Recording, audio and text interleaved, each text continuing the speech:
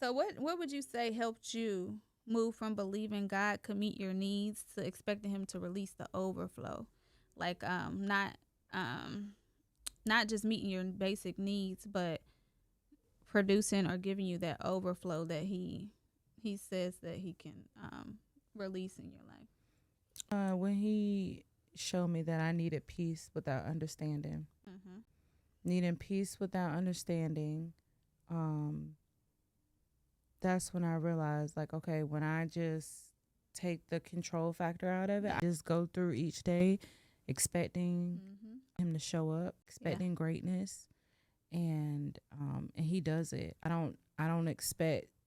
I don't try to control like how it's gonna happen or where it's gonna happen and Yeah. what time it's gonna happen or this date. I just walk in expectancy Mhm. and going back to what I just said before, and I don't want to sound redundant, but I just don't look at the current situation. Mhm. I I have released myself from Yeah. that frustration. Yeah.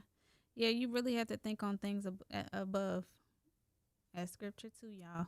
And since I've been doing that, it actually be working out. Mhm. Like, oh, I didn't know how you even put that together. Like, it's Uh-huh. just, it always works out for And me.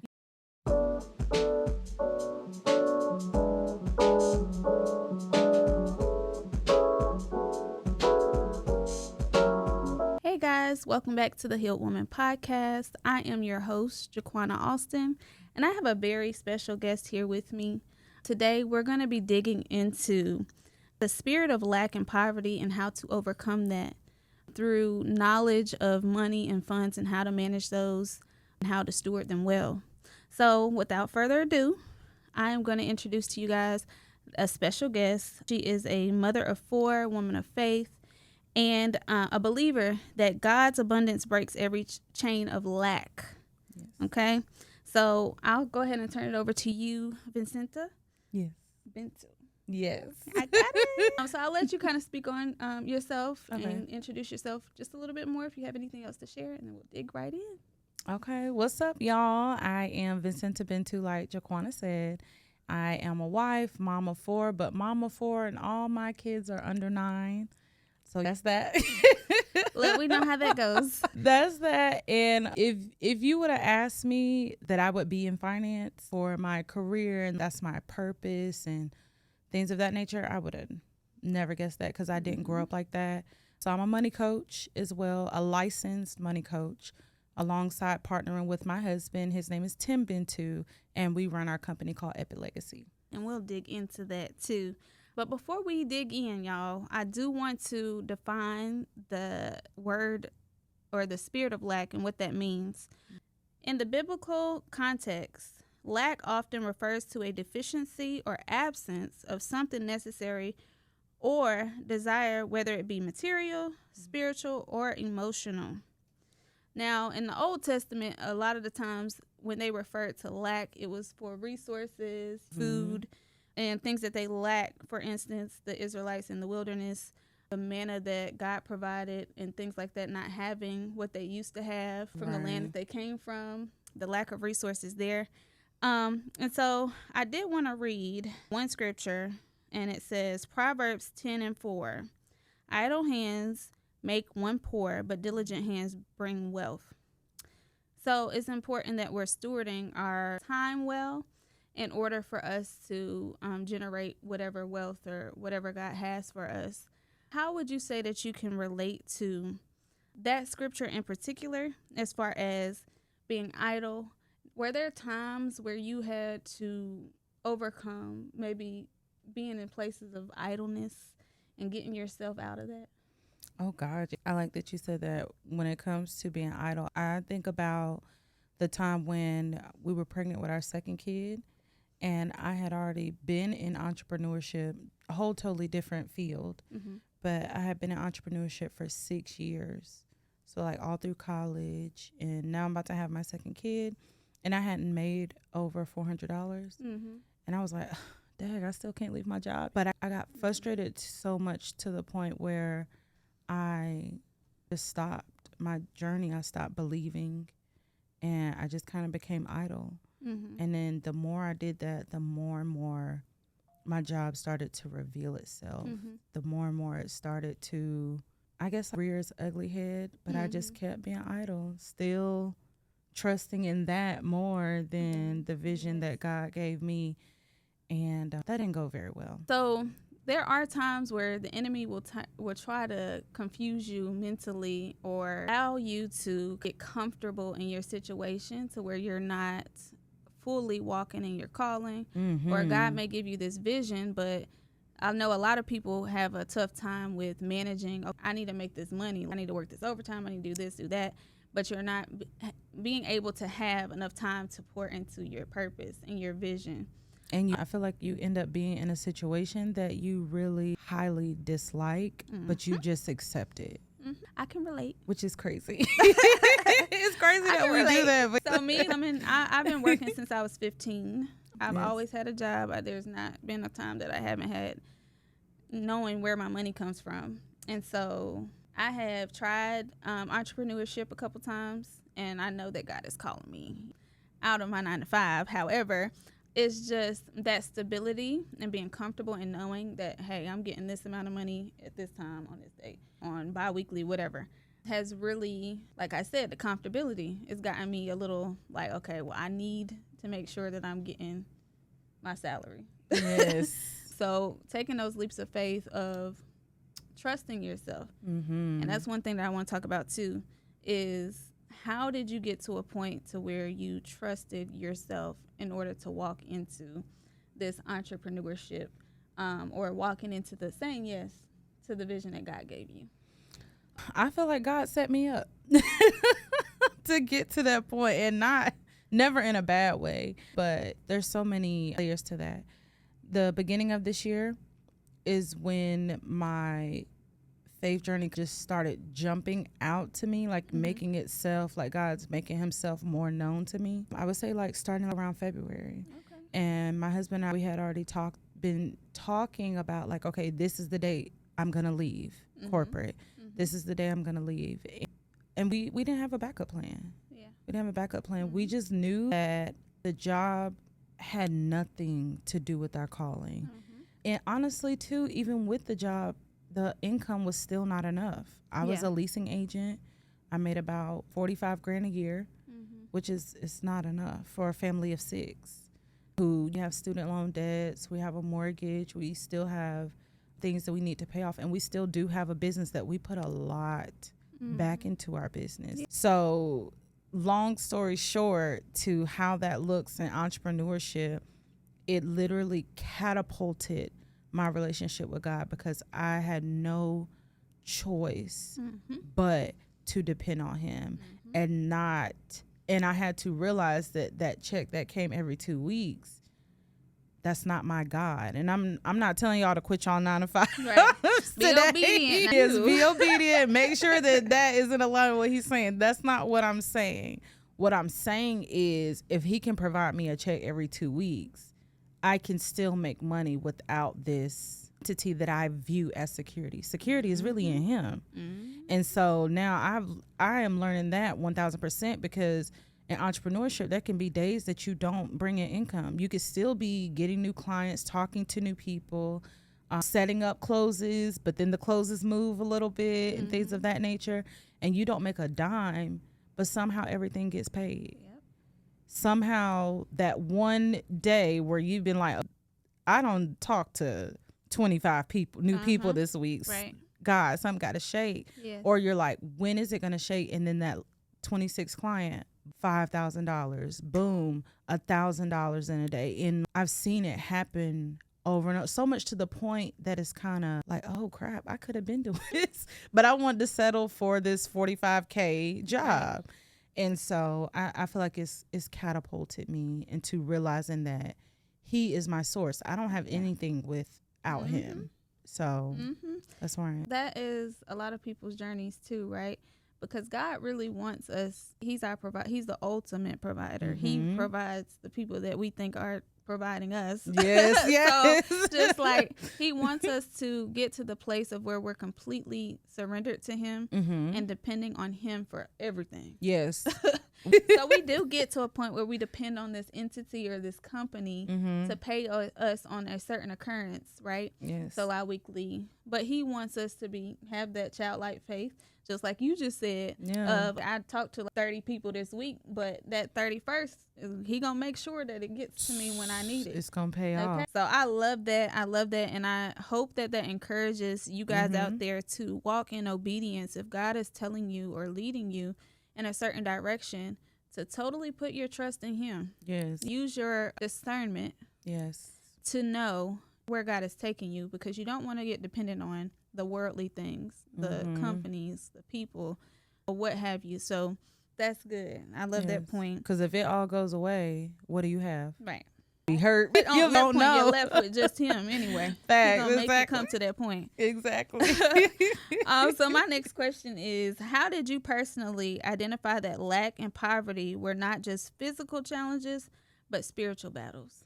Through this faith walk this year, I always knew that I would say things when I got into finance, which has been about 7 years now. Yeah. I would say things like, oh God, our people are behind. Oh God, our people, they wouldn't know the truth if it hit them. You know what I'm saying? Like you say all these things, but then when you start taking your own spiritual journey with God, that's when you start to realize there's serious mental entanglement. There's serious mental damage for some of our people that they can't even see the warfare that's happening on them. Generational curses that have been going on for centuries.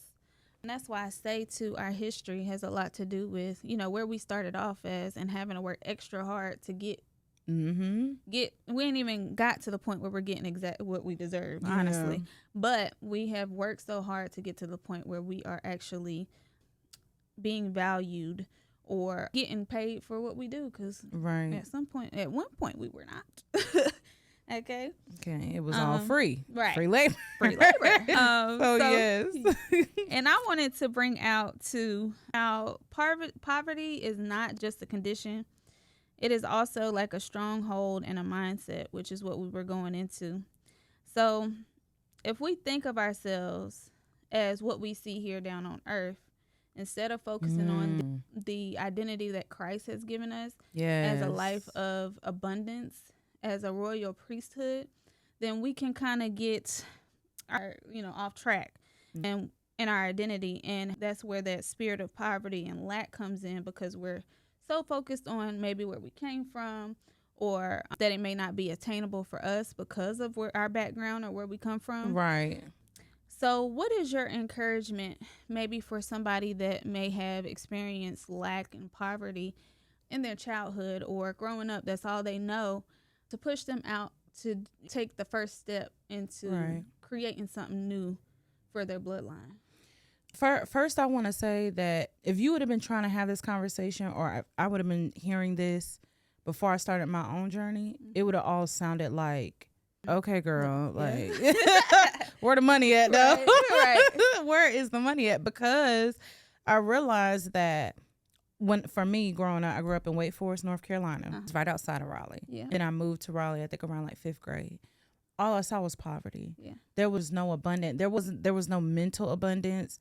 There was no marriage abundance. I didn't see the abundance how I thought I should see it.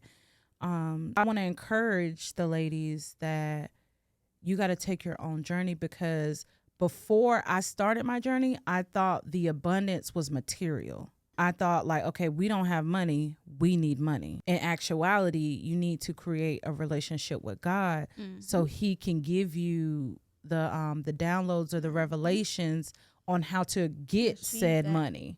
Yes. Achieve what's already, to reach out and grab what's already yours. Yes. He already told you. He don't gave you the blueprint, but you're just like, you want the money now. The bill is due now. Right. So it's more so like you're focused and you can only see what's happening in the physical, but you don't see what's happening in the spiritual realm. Yeah. I want to encourage y'all to do your own walk, because you will get that revelation through building your personal relationship with God. Right. If you don't, all you're gonna think is like, I gotta have the house, I gotta have the car, and I gotta have the money in the bank account, and then that makes me like it. But it is more than that. Now, don't get me wrong. The money, the house, the car is awesome. I'm not saying that you don't get to enjoy some of the material benefits, but the root of it is building that relationship with him. Yeah. Having that firm foundation internally first. Because a lot of people get that wealth and don't know what to do with it, or they go down the wrong path. Right. You asked what would be like the first step. Yes. To that. And I think the first step is, because I'm trying to think of like, what was Vincinta doing? What were my internal thoughts before I even got to know God personally? And I think the first step could be to start where you hurt at. Because a lot of our blocks when it comes to money is rooted in where we're hurt at. And so if you could start journaling, you know, I feel like everybody can get a notebook, start journaling where you're hurt at, and start asking God to reveal how is that hurt that you're holding on to blocking you from getting the abundance that you see for yourself, that you envision for yourself. And then I feel like that will start to catapult you into a whole nother direction. And then before you look up, it'll be turning around in your favor. Because some people, without finding their core, their foundation, they'll start on a path that isn't really theirs. Yes. And then they'll get there and they'll be unfulfilled. Burnout. Within. Yeah. So that's why it's, for me too, also, like my way into speaking, into hosting events and doing things like that. I first had to deal with myself, like had to deal with the within. Journaling, I do that daily, all day long. Stay in constant communication with God and build that relationship in order for him to lead me and guide me, because ultimately as believers, we should be operating in the Holy Spirit and not in our own flesh. Yes. Okay. So girl. Yeah. Look, yeah. Look, yeah. And that comes to, like, speaking of the flesh, the comfortability that a lot of people deal with the jobs and stuff. That sure could be your flesh. Yes. So, yes. But I did want to go over some common signs okay. Of lack and poverty, which is the fear of spending. You know, how our moms used to be like, oh, we can't get that today. You know, we got to make sure we got this or this. The fear of spending that money real quick. We have other things to do. So that's the fear of spending. Then we have the self-sabotage, which is what we talked about with the whole being comfortable in where you are or being set in your own ways. Frugality can be, there's nothing wrong with managing your money the way that God requires us to do. But if you're trying to hold on to it like you ain't gonna never get it back, that's sending a signal like you're not trusting. That's the spirit of fear. You're not trying. Yeah, you're not trusting. That is too. Yeah. Then also, like you just stated, I have written down, believing God won't provide. So having the lack of faith, not having that firm foundation, and trusting that God said that He will provide. Yeah. And standing on that. I know I ain't saying you ain't gonna be like, okay, God, where you at? What you doing? What you doing? Hello, are you there? Right. But just standing firm in your faith in God, knowing that all things are working together for your good, even though they may not look good right now. Right. He's going to make it work for you and come around full circle moment. Another one is underpricing yourself. I am guilty. You are valuable. You are so valuable. I am guilty because I like to do God's work, right? But I also like to do the events and things like that. And I try to make it affordable so that people can come in the room. But that can sometimes bite you in the butt and have you paying out of pocket or straining yourself to the point where, so for me, I think that people should consult God, pray. Yes. On the pricing. Whatever he gives you, stick to that. Whoever doesn't stick with you is not your client. Because they're gonna pay. They're gonna buy it. Your client base. They're gonna buy it. They're gonna buy it. They're gonna buy it. They were made for you. Yeah. Yeah. They were made for you. Yeah. So last one is constant survival mode. Could you talk about survival mode just a little bit? Girl, what it means to you? Do we have enough time? Because I think that's just like a hot topic. But survival mode. want to read something. Yeah, go Okay. ahead. Daniel chapter 10, verse 12. It says, "Then he continued, 'Do not be afraid, Daniel, since the first day that you set your mind to gain understanding and to humble yourself before God, your words were heard, and I have come in response to them.'" When I read that, it made me think of survival mode. Because when we're in survival mode, to be in survival mode, I'm going to try to get this out the cleanest way. To be in survival mode means that you have come into agreement that God is not enough. He ain't going to do nothing else. What you got is what you got. And your resources are tapped. And ain't nothing else coming your way. And you have agreed to stay in this cycle of lack and not believing that there is more for you. That sounds harsh. Because could you imagine saying, all right, God, I know you ain't coming through again, so I'm good. I mean, and then No. right. And then too, like, that's all that some people have seen. Like, Yes. it's just that. Yes. So they don't know that they have what resources they have, and that's why you got to go into your word and figure out what's out there for you, the promises of God for your life, for your family. Yes. It's vital.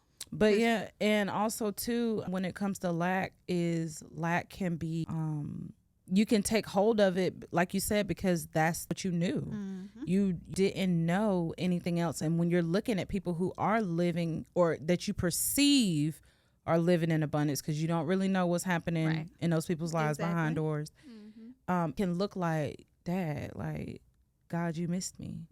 So I feel like it just becomes a disconnect with God and belief that he can turn it around.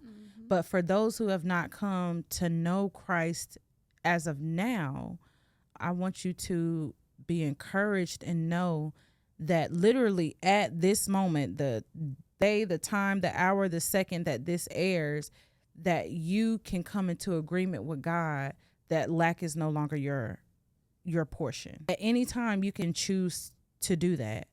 And I didn't know that. I thought that I knew I kind of wanted more, but it seemed like it always just came back around to, okay, now I'm like, I got more month than I do money now. But it wasn't until I started making that shift that God started revealing what he really has for me. And I haven't even scratched the surface. I'm kind of scared. I'm like, oh Lord, I was missing out on all this. My bad. Forgive me. Forgive me, Father. Yeah, forgive me. I ain't know not what I was doing. I ain't know, but I just want y'all to know, like, wrapping it up, lack is a spirit. It is a spirit that you have come into agree with, and you have accepted that God is not enough. And I want you to break up with that spirit today. And that brings us to our next segment, which is generational poverty and breaking agreement. But we walk right into it. So let's just talk about how poverty and scarcity, like, it often runs in families. Like the speaking those word curses over, like, your family or your kids, whatever, or to yourself. Like, for instance, different unspoken beliefs and behaviors, like the phrases, money don't grow on trees. Money, we ain't got no McDonald's money. Right. Like, Mom, we ain't got $1 for the dollar meat. Look, I'm telling you. And then money is the root of all evil. And that's not what it says. It's not. It's the love of money. The love of money that is the root of all evil. Okay. I learned that this year, y'all. See, come on. Yep. Come on with me. And then the last one is lack of financial literacy. So us not being educated on finances.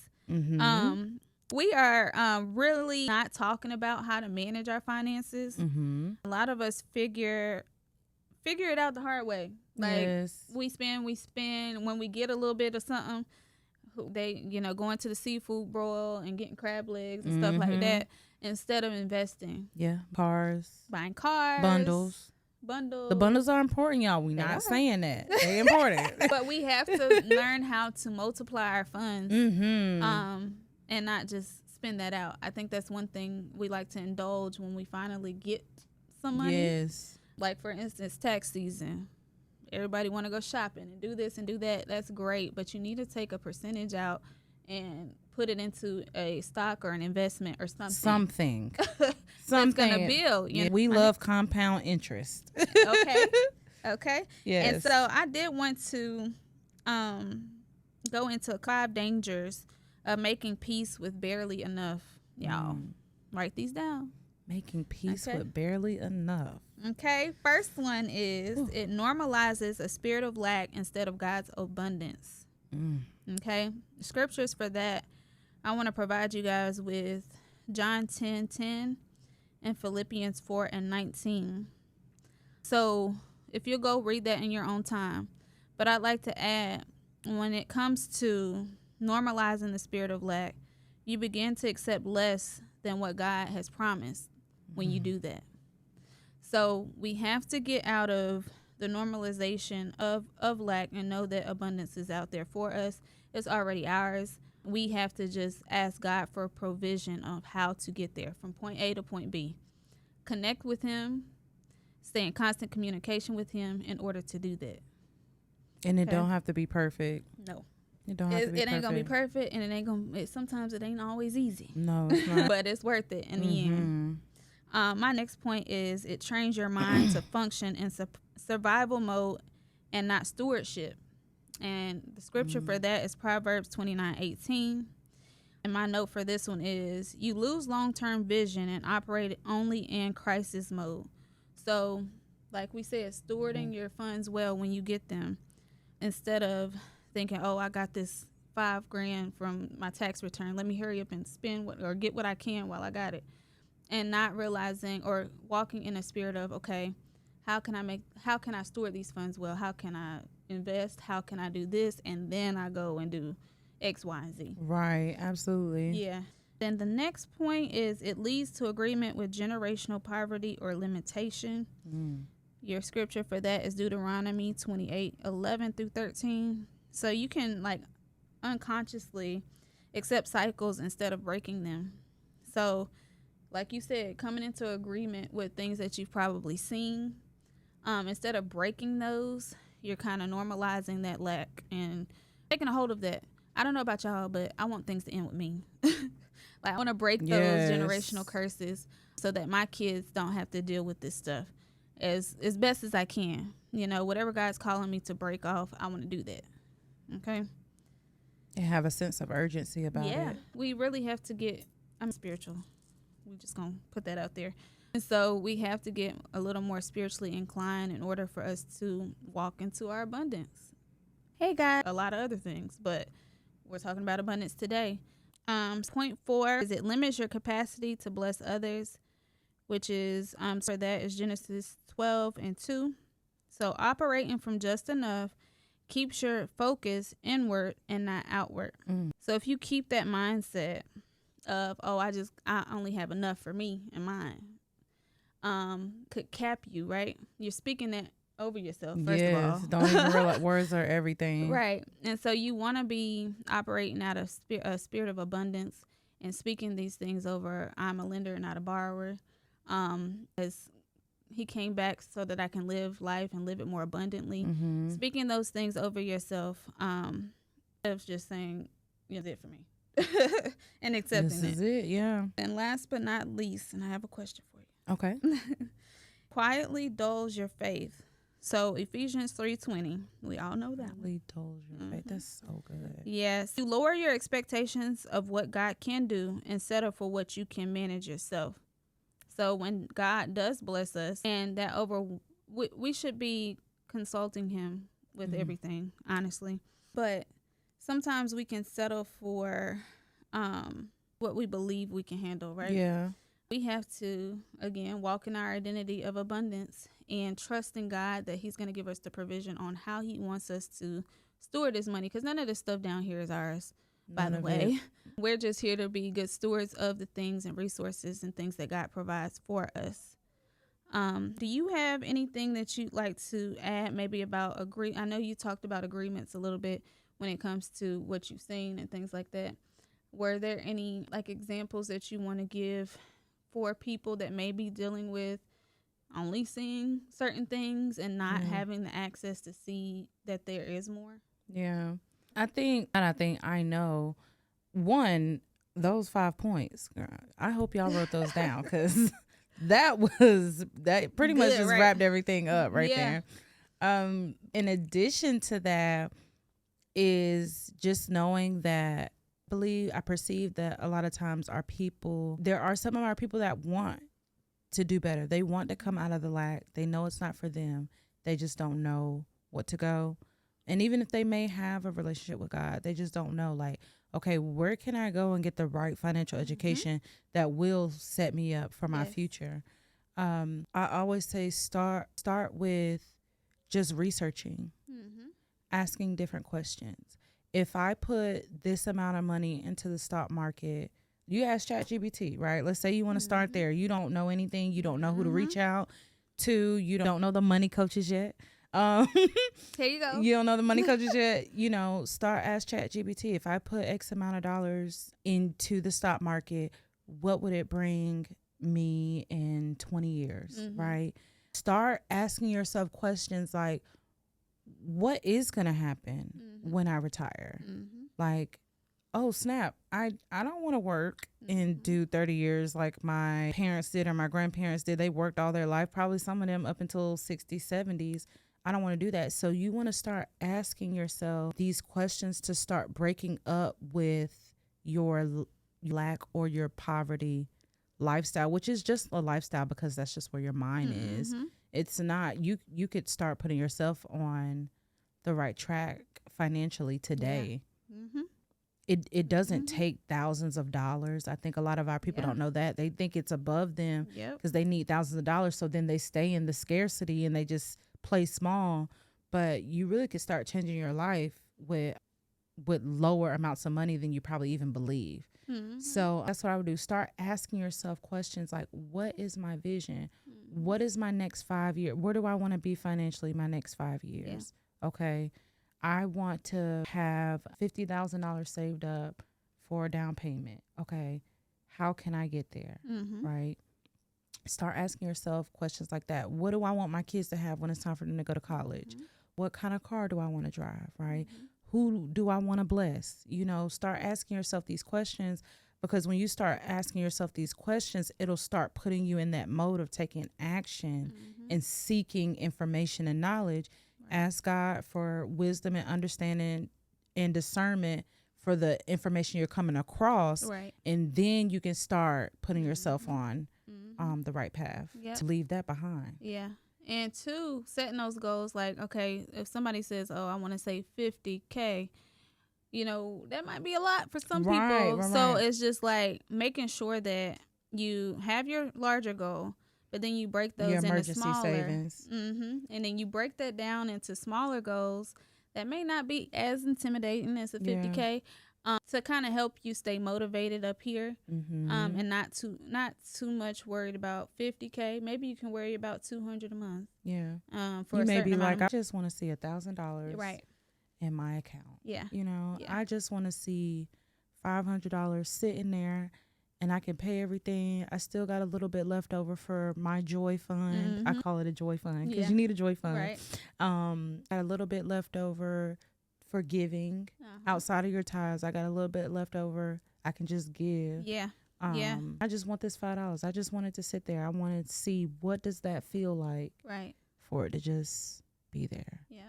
There are resources, like a good thing to do when you're trying to save for something or get to your big goal, budgeting, like taking budgeting courses. I know if you are with the bank, they may have financial advisors. If you need a money coach, you have one right here. We'll have her information down below in the description. And I do have a free book, ebook for everybody that it'll walk them from like, okay, where do I start? You start with the education, and then there's strategies that you can implement, but you get the education first, and it's completely free. Hear that? Yes. So we're gonna start today. Yes, financial education should be free for our people. That should be a part of the curriculum. I feel like in schools.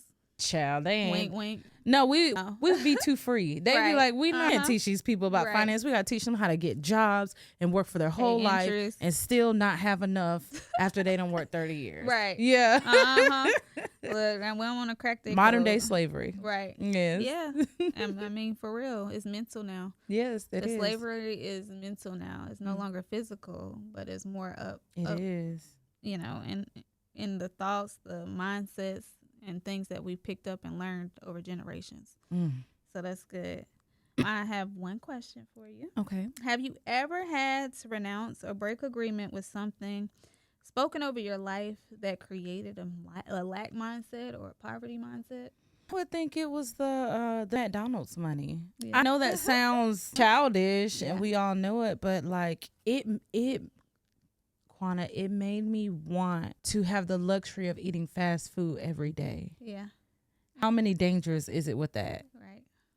When you said you don't really need to have fast food every day, but it was something that seemed so unattainable for me as a kid growing up that at one point I spent all my money on food to try to fill that void of thinking that I can't have it because I lack the funds to get it. And that turns into the health. Then now issues. Now I'm affecting in the health problems. So like, you know, so that slavery in the mind. The psychology is crazy. I'm telling you. The psychology is crazy. That's good because I do know, like, as far as like being with the single mom and stuff like that, you know, she's doing the best that she can do to provide. I know growing up during the time that my mom was a single mother, and she had to make sure that things got done, but there were times where it was like, no, we can't do that, or you know, and you don't understand. Not at the time. You don't. Now I do. Okay. But now I've learned though to kind of, and she did the same too with me, which I've learned from her, is to kind of reword it. Like, okay, we don't have it today. It's on the way, but we'll come back and, you know, we'll reconvene later. Yeah. Just kind of rewording that and speaking abundance over your situation. Yes. Instead of just saying, I ain't got it. We ain't got it. I had to learn that. And I think back to also another thing too. One, my grandmother, when I lived with her in Wake Forest, her and my grandfather, she did always speak, may the Lord bless you to be healthy, wealthy, and wise. She spoke that from first grade to fourth grade. Like, I love it. Every time she see me, she'd be like, she'll grab my head like she finna baptize me. She'd be like, may the Lord bless you to be healthy, wealthy, and wise. So she did speak that over me. But then my mom, when I moved back in with my mom, I would always want to go to teen parties. Yeah. Right. And it was like, nah, I ain't got the $10. Yeah. Nah. It was always no when it came to money. Always. Yeah. I'm like, Dad, how we got a roof? Right. You know? Yeah. But it was always no when we came to money. And I think, and that was more my impressionable years, which now I can see what my grandmother was saying is manifesting now. Yeah. But in my more impressionable years, I was like, Dad, like, it just seemed like something other than lacking scarcity and poverty was just something that was just like, you may get a little taste, tax refund, something like that, car accident, you know, settlement, but it's not going to be sustainable. Right. That was what was happening subconsciously in my mind. That's good. Thank you for sharing. Absolutely. So our next segment, we're going to get into God's heart for provision. So God is not only our provider, but he is the God of more than enough, which if you want to refer to him as El Shaddai. Let's talk about shifting from expecting like scraps to walking in our inheritance and what that looks like. So what would you say would help someone to walk into their identity of abundance and royal priesthood, as God stated that we are? What would your advice be to get started on that journey? I believe step one is knowing that what's happening right now in front of you is not your reality. I feel like that, because it's a very difficult thing to do, because it can seem like the bills are piling. The kids need this. You and your husband or your spouse need this. Parents need this. Like all these things. And it can seem like it's piling on you, but to know that will pass, and that is not your reality.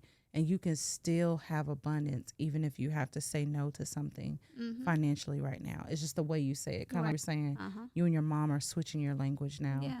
I think that's step one. Yeah. One is knowing that where you are right now is not where God is taking you.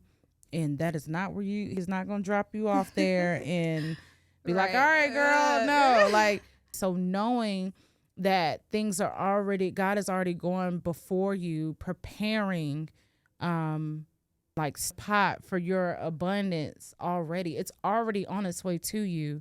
So if you get caught up in what you see right now, you'll miss the whole thing. But that's step one, is to know that things are working in your favor in advance spiritually before you see it physically. Physical. Yeah. That's good. That's step one. Yeah. Because you got to battle that.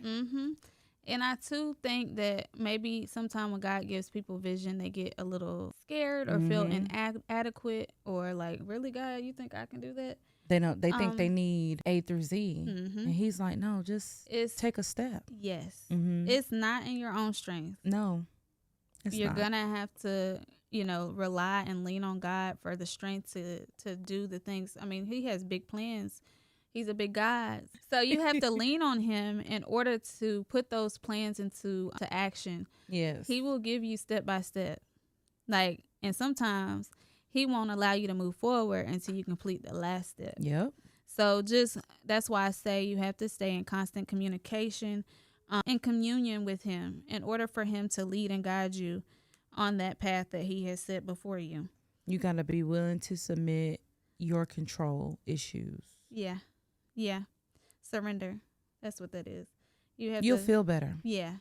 Because we try to do a lot of it in our own strength. And that's really what makes it hard. Yeah, that's what creates burnout.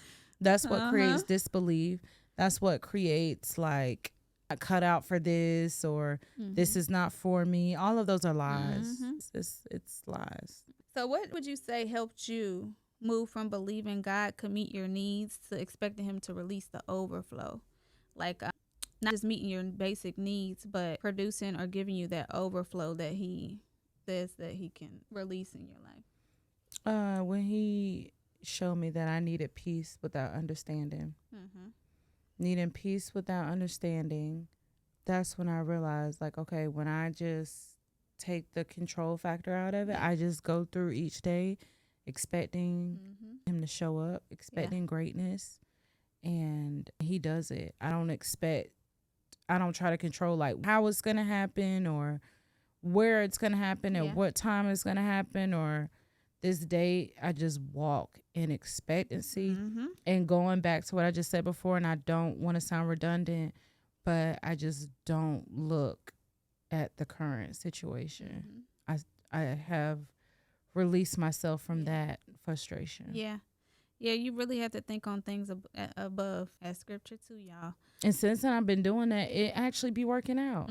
Like, I didn't know how you even put that together. Like, it always works out for me. Yeah, and you, like you said, you won't understand sometimes, but you just got to be obedient. And it sounds crazy because I don't want people to be like, ugh, they're just telling us, be obedient and listen and things like that. But it was at that point, not even 9 months ago, like I was at that point of like hearing people say things like this, and it's just kind of like I can't relate, like I can't understand. But when you open your heart, when you truly open your heart to him, it all starts to make sense. Yes. It started with James chapter 1. I think it's verse 2, where it was like I'm a new Christian. I'm a new disciple. Okay. All I know is it says something along the lines of, it says something. I got, let's see if we can find it real quick. It says something along the lines of have joy and peace regardless of whatever is happening to you. Let's see. James, where you at, James? Right. What now? 1043. Chapter 1, verse 2. Okay. Consider it pure joy, my brothers and sisters, whenever you face trials of many kind. Mm-hmm. When I read that, I was like, count it all hot joy. dog. Because he's already gone before us and declared the victory. Look, wow, God. Yes. I was like, so God, you're telling me that, because a lot of times my joy was I would say the lack of joy was based in the scarcity. Yes. But I perceive that I don't have, so I can't be joyous. Mm-hmm. I gotta like put my energy into this thing and I'm trying to force it. Mm-hmm. When he said joy, pure joy, regardless. Pure joy. If it rains, if the sun is out, doesn't matter.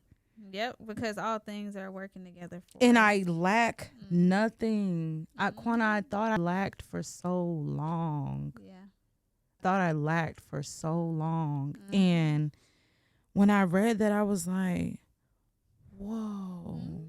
It just blew my mind. As believers and as children of God, we lack nothing. Mm-hmm. And I hadn't accepted him yet. When I read that, I was like, oh, okay. So that spirit I've been is living not a lie. even of us. Yeah. Yeah. That spirit is not even of us. It's not our identity. So we have to disassociate with it. We have to. Yeah. Like, and you're in it for so long, you just cleave to it. Like we were saying earlier, like it's normal, but it's actually abnormal. It's not normal. Right. It's not normal to lack. It's not normal to not be resourceful. It's not normal to be in poverty. Yeah. It's not normal. Right. And there's a lot of resources out there. Would you just briefly give them a kind of do as far as a money coach, and how they can get started as far as today? Because like we said, put the ebook in the description below for you guys to get started today. Your journey, because we have to break this, y'all. Yeah. If you'll just give them briefly a description of what a money coach looks like or what that is. Okay, so a money coach is a person who is licensed. They have their life license. Somebody in the agency also is securities license. That adds a whole nother level to it. And what we're helping people with, we're helping teach them how to protect their income, how to build up their savings, and how to prepare for their future. So you're prepared either way if you pass away too soon or if you live too long, and the in-between of managing your money in between that. That literally is what a financial coach is, or a money coach is. We are a soundboard for those who are beginning, right? And even those who are experienced, we could add some value there as well. Yeah, I love that. Yes. I love that. And that ebook is going to ignite them. And then also too, to get started, I always say book a call with us. Yeah. Call costs nothing. We'll give you an hour of our time to literally dive deep into what you're dealing with financially. Like, do you not have enough savings? Do you not know how to invest? Do you not know how income protections work? Or do you feel like you're just lost? Like you want to be better, but you just need to figure it out? But you can book a call with us. Can I go ahead and say our handles? Yeah, our Instagram is Epic Legacy Wealthy Couples. You can click the link in the bio there. You can book a call today, and we can deep dive. We are more than happy to share the education. We don't gatekeep nothing. Okay. Let me tell you, okay? we do not gatekeep. Yeah, we don't gatekeep. We're going to put you on the right path, and you're going to be protected from all angles when you sit down and have a conversation with us. And if you're not on Instagram, you can go to our link tree, which is just Epic Legacy. I think it's like linktree.com/Epic Legacy. You can click the link in there to book an appointment with us, and we will sit down with you. My husband and I, his name is Tim Bentu, we run the company together, so you get to speak with either one of us directly, and we're going to put you on the right path. We don't play. Amen. Yes. Yes. So, sis, if you're ever struggling or feeling like you are lacking in any way or in any area, I encourage you guys to first reach out to the Heavenly Father. Amen. But then after, Thank you, God. find you a money coach, Yes. which we have found you one today. Yes. So make sure that you click down in the description below for the ebook and any information to go ahead and get you started on your journey today. Yes, absolutely. Okay. We appreciate you guys for watching. I thank you, Vincinta, for coming on and sharing your knowledge, which is wealth, with everyone that is listening today. Yes. You guys stay tuned for the next episode. We'll be back, and thank you for watching. Good night, y'all.